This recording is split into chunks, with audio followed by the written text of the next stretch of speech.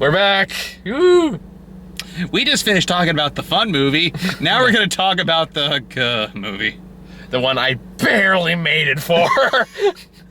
And you literally popped up right when the trailers ended. Yeah, because okay, if you didn't watch the last video, I had a friend of mine ran into a serious crisis, like a solid hour and a half before I go see this movie. It's like, okay, I'll go over there and take care of that.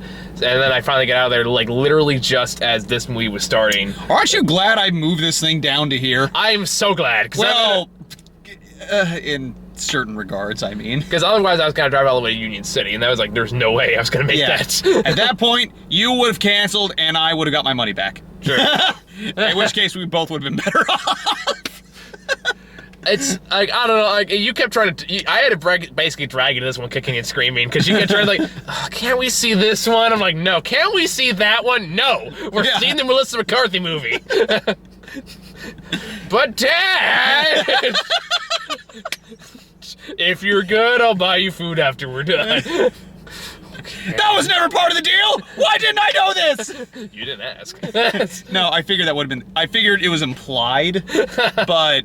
Yeah. Then I had my crisis, so I had to deal with that. So basically I had to pull off a Batman vs Superman. Oh wait, no. That one I got your ticket. Yeah, well, I'm like, it's I was like, okay, so no, we're basically just... Oh, I'll buy you another ticket. Yeah. Hooray! I was like, wait, no. Different circumstances, and also that movie was more enjoyable. That's kind of sad. Because I feel like it's like, you know, I've reviewed at least one Melissa McCarthy every year since we started doing this. I kind of feel obligated to do this one, too. It sucks to be you. Yeah, the first one we saw was The Heat, which I didn't like. Apparently a lot of people like that movie. I've heard it was on the slightly positive side, but like that trailer looks so stupid, and you know what? Given what a critical darling Spy was, and we all have our opinions on that, I'm pretty sure I would have lost my shit. I don't know. God damn it! Leave me alone! We both just got like simultaneously texted. What is going on today? I'm so done. I'm so done with this fucking week. Now to poke the bear with the boss. Oh, I honestly did not have that much of a reaction to this movie. It wasn't super aggravating, but it was just so terribly unfunny. It really like to the point where I just kind of started losing it and just like started laughing for no good reason. I mean, it kind of felt like it was another case of this. No one's really likable here. There's not really anyone to root for. Yeah. Like, when the most likable person is someone who clearly tried to save someone so they could get a date, you know that's kind of a problem. Yeah, which, given what I just went through earlier today, gave me all kinds of emotional issues, too. Yeah. Oh, yeah. And this movie really hit close to home for you. On a couple of occasions. Okay. We'll get to that, because there's a lot of build-up we gotta go to get to that point. So basically the concept of this movie, and by the way, in case anyone's curious, Tammy is still the worst Melissa McCarthy movie I've ever seen. I'm sure. I've even seen that one. Was that like a 6%? Oh, it's as far as I'm concerned, it's worse than that. I wouldn't even give it a 1. Like, that movie made me so angry when I saw that one. I think it's like one of the few reviews I ever used. That was the first review I ever used the C word to describe somebody. And that was a Patrick movie too, so that did not help. Oh, I am so sorry. It's okay. I mean, as far as I know, me and Patrick are still on good terms, even though we haven't spoken in a while. But ostrich theory, I like it. Ostrich theory, head in the sand. Yeah. No, but anyway, that's all. Or reverse California ban. Elaborate. If we basic California, if we say nothing about it, then assume it's illegal. Okay. By the way, I got a little something here. There you go. I think that might have been from you. No, I saw it happen, sir. Don't blame me for your spit take. Okay. Well. Now it's all on camera. Say who lost in Spitgate in the comment section. Yeah, that'll finally get us off the ground. This great spit controversy continues today. Yeah. We need something to distract from Buttgate from Overwatch. Buttgate? Is that a thing? That's the term someone gave for it. Oh, right, that stupid posing thing. Anyway. Yeah, you know what? I just don't care. Do I? Anywho. If anything, I laugh. The shorts have been nice, but I digress. The Overwatch shorts? I have not seen them. They're really good. It's like, they're actually Pixar quality. It's actually really good. But I digress. Yeah. Because we don't want to talk about, we don't want to talk about Boss. So the movie opens with Melissa McCarthy as a young girl being returned like several times to the orphanage she was from because she's a bad person. we presume. We're not sure what this one of those. We're not sure what came first, the chicken or the egg of terribleness. But yeah. Regardless, she's a horrible person. She's awful. Why would anyone root for her? She doesn't change. She doesn't learn anything. She kind of does, but it's so in the midst of, like, she's been so terrible that what's the point? Honestly, it didn't really start to bug me until the very end, where it's clear, like, we're still supposed to root for her, even though she just continuously does awful things over and over again. It's like she's a bitch. She screwed people over. And she's still screwing people over while she's afraid someone's gonna screw her over. So it's like, I have no sympathy for you. Yeah. And I don't know, she's playing, like, she's basically playing Trump, more or less. I just got laughing. It's like I just couldn't help but think of like the ending of some like this gag in Simpsons where it's like it's based on a story, a true story. Yeah. Eventually, she went to Harvard as a cadaver, and that would have been the best possible ending. What was this? Oh, there's something like they're talking about like what happened when this rich woman and her husband didn't get life insurance. The husband died. The woman went poor and homeless and insane. Oh. And just like. We'd like to see that movie instead. Yeah, and it's like, oh god, I wish that was the case for this one. But the problem is, like, Melissa McCarthy, and this happens in every one of her goddamn movies, where she plays a horrible person, and we're still supposed to like her and root for no real reason. It's kind of sad. It's like she is trying. She clearly is trying. No, like, I don't blame. Yeah, I blame the writing. And it's like, problem is, and she keeps pigeonholing herself into these characters. Yeah. Because it's her gimmick now, and it's a horrible gimmick. And a lot of it's just the fact that she won't shut the fuck up. Yeah. Like, every scene she's in, she just feels like she needs to talk through the entire thing, not letting anyone else talk. And it's not even really jokes. It's just, I can say cock every now and again, and motherfucker, and I can occasionally tell someone to go fuck themselves. And shit like that. That's the entire basis of the humor, and that's it. That's all this movie's got. And it's that for an hour and 40 minutes. Like, forgivable hour and 40 minutes. And it felt so much longer. And maybe just because, again, I'm just fucking out of it because everything that's happened today. But I was watching, it's like, I have nothing about this movie. I couldn't give two fucking shits about this movie. I mean, Peter Dinklage is in here again, which is like, Peter Dinklage, for the love of God, pick a good project. That's not Game of Thrones. That's not Game of Thrones for once. And when you do, give a shit about it. I'm looking at you, Destiny. I'm looking at everything he's been in that's not Game of Thrones. And arguably Elf. Was he an elf? Yeah, he had a cameo. He was he was like that company boss that like he pissed off because he kept saying like dwarf or elf. I haven't seen the movie. I haven't seen it. Yeah. Honestly, I haven't seen Elf since I saw it in theaters when it came out. That's one of the only good Will Ferrell movies. I don't like it. To each their own. Hence why I just shrugged. Yeah, fair enough. But I mean, so yeah, and then she gets caught in this whole embezzling scam. Well, not embezzling, insider trading. Which, if I got something out of this movie, is that I now know what insider trading is. Yeah, or basically, I didn't know that before. Yeah, that's when you take information and use that to make. Sorry, that's when you take private information and use that to make basically a public gain, basically personal gain by doing something in the stock market. Well, I know that now. Yeah, I learned that one from Wall Street. You Wolf of Wall Street, or you actually went to Wall Street? No, the movie Wall Street. Like old school, like Michael with what's his name? with Greed is Good, Michael Douglas and Charlie Sheen and Dr. Cox. Oh yeah, I forgot Dr. I love Dr. Cox. Yeah. Honestly, there was one part in this movie that did kind of remind me of Scrubs a little bit. When especially towards the very end, when they're trying to make her sympathizable and you're supposed to root for her, you're supposed to feel bad for her that she really fucked herself over, which she entirely did, and she's still trying to blame everyone else for it. for some reason I kept being reminded of Jordan from Scrubs, and every time she would say something really mean, everyone would give her a dirty look, and she'd go, well, my parents were mean to me. Oh. Exactly. Oh, yeah. So it kind of felt like that. It's like, oh, if I just do all these horrible things, it's perfectly okay because my past was sad. Yeah. It's like, fuck off. Fuck off, you stupid bitch. Yeah. Not quite the C word, but we're getting there. Close. We're on tier 3. Wait, what's tier 2? I'm trying to think of that. Probably some variation. It's more of a combination of words. Isn't usually when you start using adjectives and verbs? If it's a combination of the two, would it be a bunt?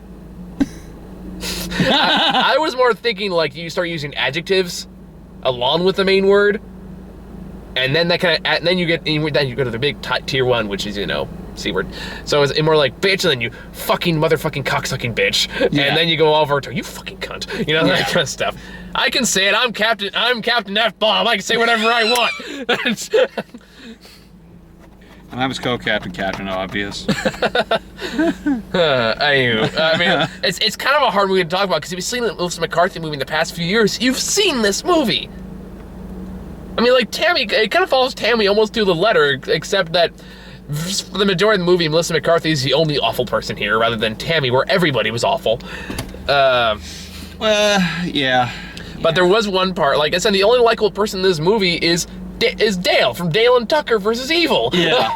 Who's in this movie, and I was kind of like, he's the only one I kind of liked. Even then, he's still kind of, when you really think about it, creepy. Yeah, it's like he got better as time went on, but like, because first thing happens, like he tries to save Kristen Bell's character from getting chewed out by her really terrible boss.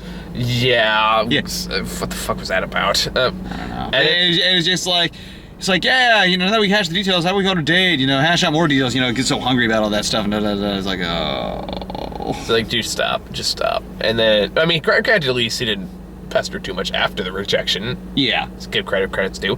So yeah, I forget, the story is that she gets arrested for insider trading, gets out, realizes she has nothing left because her rival, Peter Dinklage, who they used to date, took over the company while she was gone, and so she's forced to live with her old assistant's house, or apartment, which is played by Kristen Bell. Who's fine in this.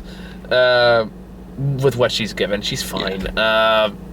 Who has a daughter, and of course, and then after, I guess, Melissa McCarthy escorts her, Kristen Bell's daughter to a basically, Dandelions. like, well, they call them dandelions, but basically the Girl Scouts. Yeah. Led by Mabel, which I was like, hey, you leave Mabel alone.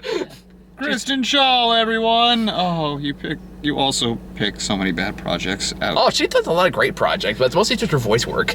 Yeah, no, it's like, sorry, let me rephrase that. In terms of movies. Yeah, fair enough. But no, she's got great taste in shows.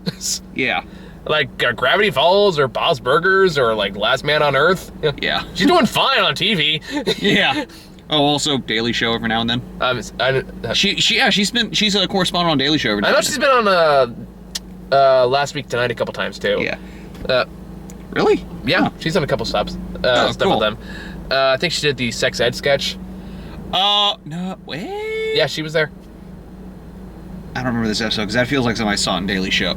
No, that was Daily Show. I remember now. No, there's Last Week Tonight did one, and she was in it. Okay, then it's a different one I'm thinking of. Yeah, probably. Because they both had one basically. Yeah, I'm not surprised.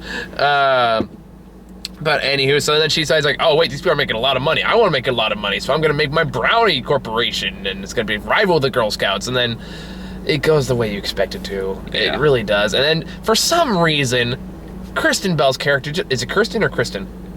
Kristen. Kristen Bell decides to work with her, even though she's had a reputation of screwing over everyone. Yeah. She decides to quit her job and go like make this brownie thing a full-time thing, even though it's very well established she fucks over everybody. Which you find out that she did because she was never officially made partner. And big shock, she fucked her over. And then you have to put the root for. This is the part where the movie really kind of lost. I started having an actual reaction to this movie. Was towards the end when where everyone's like trying to where is she? When's she come back? Why can't we see her? Because she's a terrible person. Because like the daughter gets like really attached to her again for some reason, and And then when they find out, get attached to the person who made you watch Texas Chainsaw Massacre. I will admit, I did get a minor chuckle out of that scene. We're just like, oh, this is the goriest part. You're missing it. You're missing it. Come on, you gotta watch this. But then that movie. I'm still laughing because that movie, technically speaking, doesn't have any gore. Doesn't it? No, because they were trying to go for a PG rating. So basically, there was the first Texas Chainsaw. Yeah. Really? They were trying. They failed, but if you notice, there's never any, like, there's, like, there's some blood. For kids! Yeah. Like, what's that Nostalgia Critic joke? A family picture. Yeah. The joke we constantly use for the good dinosaur. Yeah, okay, that one was definitely you. Sorry. Sorry. Spit Gate continues. New development in Spit Gate controversy. In other news, there's absolutely nothing else going on today. Also, water is wet.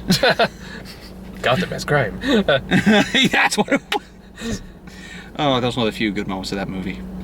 All right, back to this one. Okay. And you again. So, where was I going with this? Oh, yeah. You were getting reactions. Oh, yeah, it's getting screwed over by, because what happens is, because she realized, oh, Melissa McCarthy's coming too attached. Oh, how sad for her.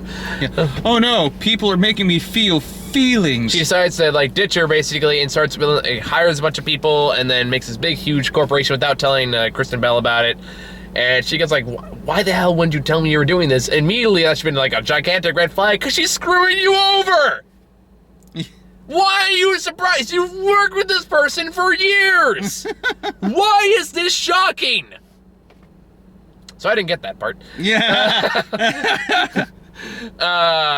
But meanwhile, like, the rival Peter Dinklage realizes what's going on. He decides he wants to take it away from her too. Yeah. And then Miss McCarthy sees them two talking outside, and she immediately assumes, oh, she screwed me over, even though I'm already in the process of screwing her over, so I don't know why I'm upset, other than the fact I'm a selfish whore.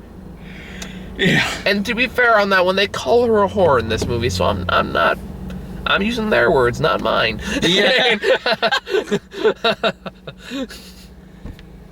Even though it is a word I would use.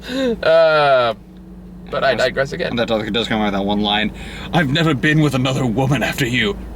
Really? I was with hundreds of guys. You whore! And that whole scene dragged on for fucking forever. That's another big thing this movie does a lot. It just drags out jokes just ad infinitum, and it's just ended like 20 minutes ago. But they just keep fucking going, and they're not even new jokes. It is a variation of the same dumb joke we heard 10 minutes ago. They just keep repeating it over and over and over again. It's like, okay, we get it. Move on, please. Like, there was that baseball joke that went on for like 20 fucking minutes. The only joke is that she has something weird in her mouth. And she can't talk right. Oh, that thing with the teeth whitening, yeah. Yeah, it's like, that went on for fucking forever.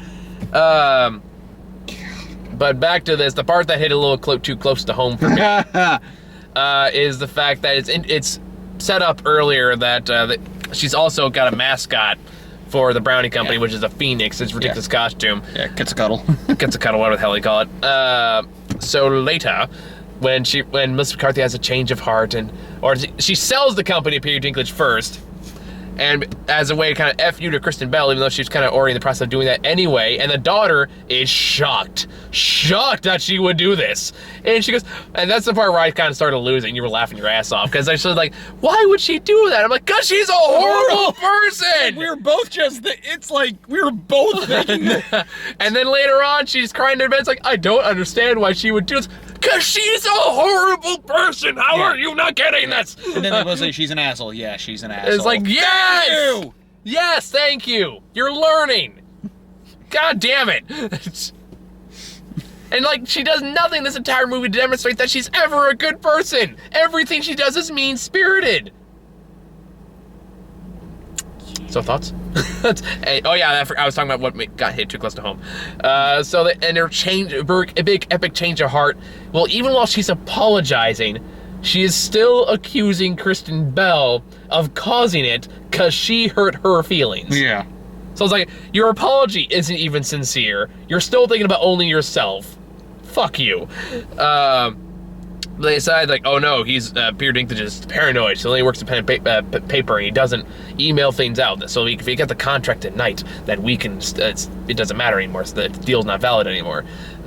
So their big idea is to get Dale, I'm just gonna call him Dale because I don't remember the actor's name. I can never remember either. At this point, Dale and Kristen Bell are dating. Yeah. So they decide to drag him along, and they put him in the Phoenix mascot and some happy birthday balloons, walking casually up to a front door somewhere. I'm just kind of like, oh, god damn it. Because I'm thinking, like, I do this every week. Yeah. This is way too fucking close to home. And it got worse when they walked in. He's supposed to be the distraction.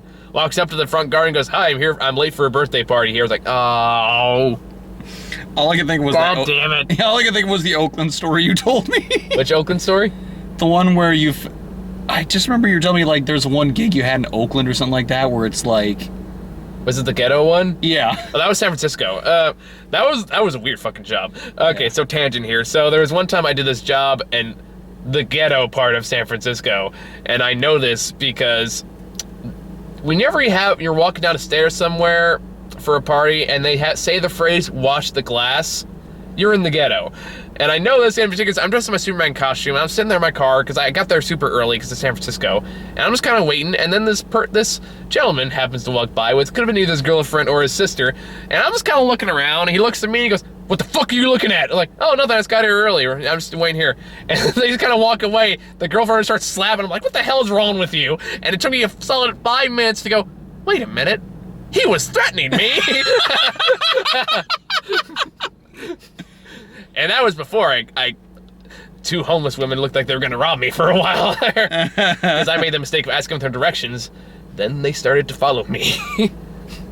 Thank God the mother found me at that point. It's like, hey, Superman. I was like, oh, you with him? Okay, you're good. It's like, oh, did I almost just die there for a while? Yeah. Well, when are they going to rob you? You were in a Superman onesie. I know. Yeah. Does Superman have pockets?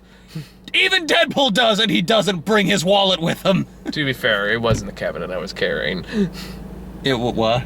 But my wallet, if I'm in the sketchy part of town, I keep my wallet close. Yeah. Just in case. So I had it in the cabinet I was carrying with me to the party. But anyway, huge tangent over. I mean, like, it's a fucking Melissa McCarthy movie. If you like them already, you're gonna like this one fine. But it does nothing for me. I don't think either one of us really laughed once in an entire movie. I was laughing for the wrong reasons. Like, I think I was just kind of losing it. Yeah. Because a lack of proper calories and just being tired, I was like, I'm just laughing at her suffering now because, God, I need this. Like I'm like feeling the high from the stress kind of coming down. So right now I'm just like, I'm fucking done. I really don't have, like, just another scene after scene of just either nothing happening or stupid shit happening that drags on for fucking forever.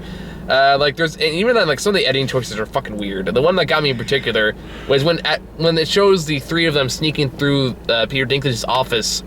It just randomly cuts to Peter Dinklage just laughing like a maniac, like with that face. I'm not exaggerating that. And they're having some meeting. I was like, I feel like these are the plants in the test screening for this movie. Like, I just got sat there like. Because it literally just pops out of nowhere and disappears just as quickly. So I'm just kind of like, what is happening? Why? I don't understand. I'm confused. Help me, somebody, hold my hand. I don't know. It was so bizarre. But then it culminates in a fight scene that did not need to be there. Yeah. And just more dumb sex jokes and weird samurai jokes and weird fight jokes and just a whole lot of nothing happening. And it culminates in really nothing because no one really learns anything and nothing is really ever accomplished. Well, I mean, yeah, they got the brownie business up and running, but... I was like, she's still a horrible person. Yeah. She hasn't really learned much, if anything, at all. Yeah. It was like, yeah, the end just kind of resolved itself. I was like, what just happened? We wasted an hour and 40 minutes. That's what happened. Yeah. Yep. So just as we expected. What trailers did you get, anyway? First one we got was Neighbors 2. Okay. Got the Red Band trailer with some new scenes that still don't make me laugh. Oh, that's too bad. Like, it's just, oh. Then we got the Red Band trailer for Popstar. What the fuck is that one?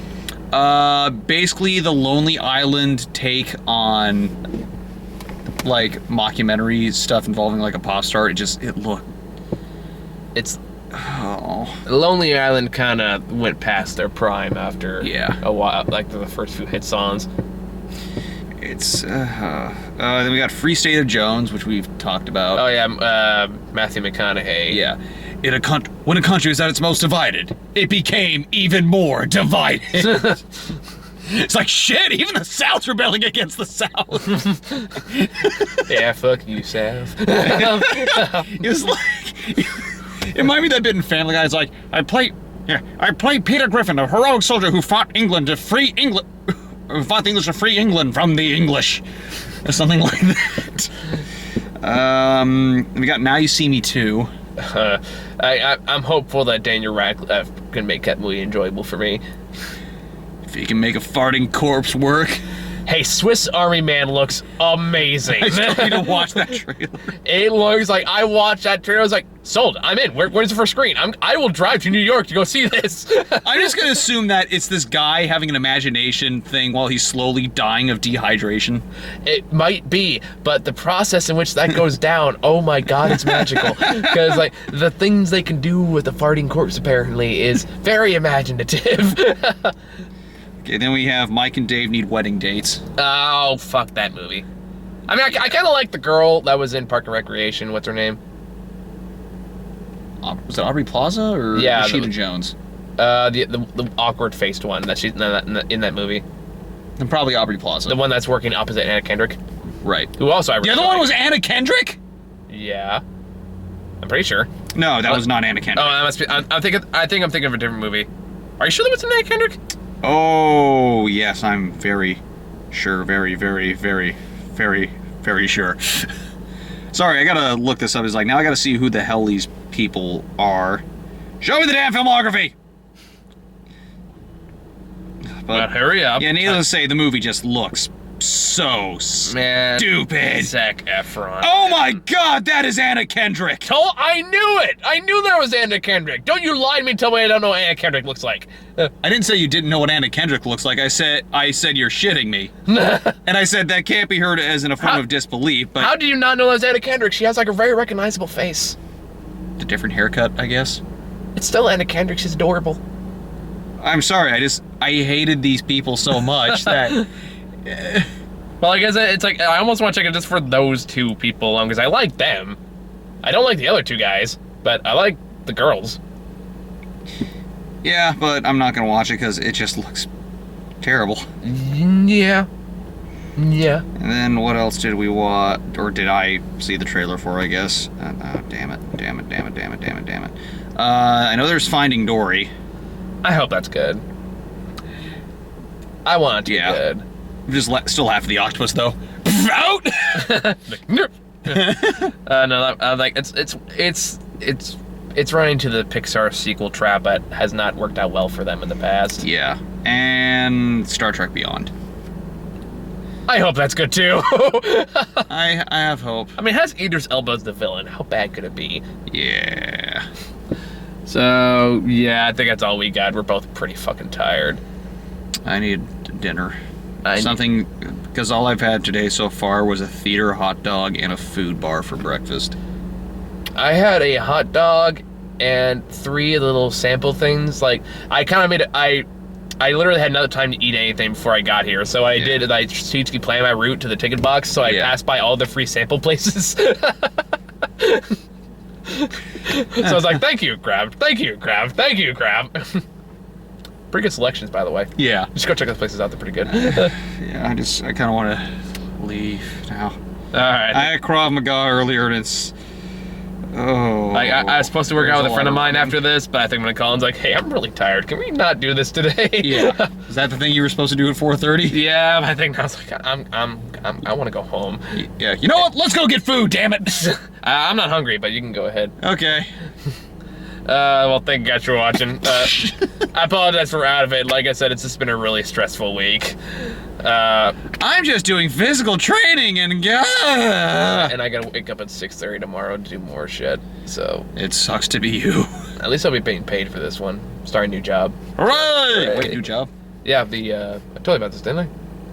Behavioral therapy job. Oh, right. Yeah, that finally starts tomorrow. Yeah. Well, I'll see you on Sunday then. Yep. Oh, that's what I'm doing Sunday. Yeah, we're working, man. Yeah, I was like, oh yeah. I won't be there till 2, but we'll be working. Yeah. All right, so thank you guys for. I hope you guys enjoyed that little behind-the-scenes look at our personal lives. See you guys later. Turn off.